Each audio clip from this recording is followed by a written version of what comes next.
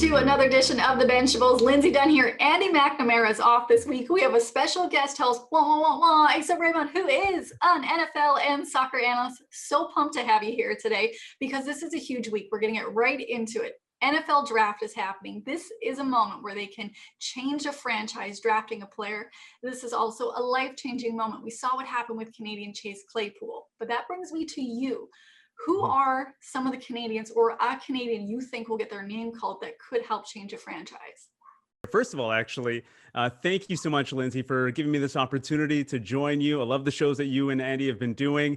Let's start with the Canadian that people might know, the football fans may know, and that's Chuba Hubbard out of Oklahoma State, the running back. He was a Doak Walker finalist in 2019. Remember 2019? Yeah, that's the last time they played like a proper NCAA season, and he was exceptional. And as you know, in sports, it's all about recency bias. We haven't seen him in a while, so that's probably why he's slipping. Also, his position is not as coveted as some of the other positions, so that's why he's probably a late fifth or sixth round draft pick according to experts. But there are two other Canadians that are expected to go ahead of him.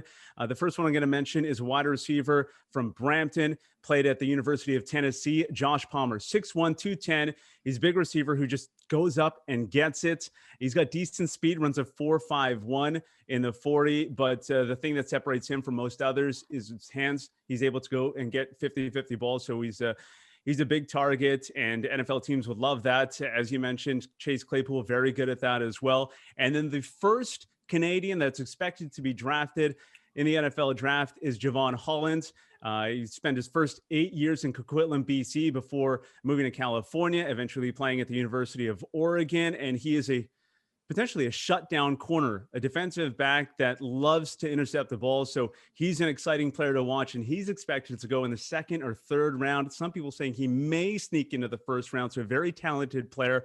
And there's a chance that 5 or 6 Canadians may be drafted in the NFL draft, which would be a record. 4 was the most before this year. All right, we're talking about football to football, or here in Canada, soccer, the dumpster fire, the mess. I don't even know.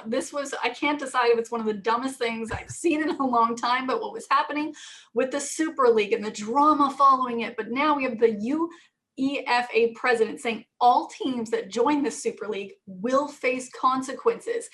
I feel like this was a selfish move. I still don't know how to kind of digest this because the drama keeps building and it's just been a mess. You are the expert. What have been your thoughts on everything that continues to unfold surrounding this? Yeah, Lindsay, to sum it up in a word, it was embarrassing. It's the best way to put it. The European Super League was crushed quicker than a gingerbread house in a kindergarten classroom. It didn't last long at all. And the one thing it did give us, though, Lindsay, is some entertainment. It lasted just a couple days before Chelsea pulled out and other clubs left the European Super League plans as well. It's basically just a half-baked plan that really never surfaced into anything. Who asked for this? Absolutely no one. I don't know where this came from, but it's something that has been brewing for a little while, and it just was poorly executed. As far as the entertainment, we got some pretty good memes. The one that I liked that maybe stood out to me more than others alluded to the fact that Britney Spears' 55-hour marriage to Jason Alexander lasted longer than the European Super League, but some really good memes out there. You can look them up.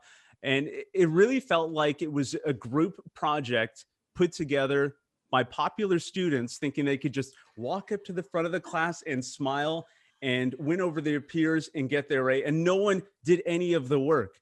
So it was embarrassing to watch. And if there is any plan to create something like this, you have to believe that this is a major setback, and it'll be years before anything like this is attempted again. Honestly, one of the most cringeworthy moments in sports that I've seen in a long time. Thank you for joining us this week. For everybody watching, let us know what your thoughts on the European Super League, and of course, your thoughts on the NFL draft and who your favorite Canadian NFL player has been of all time.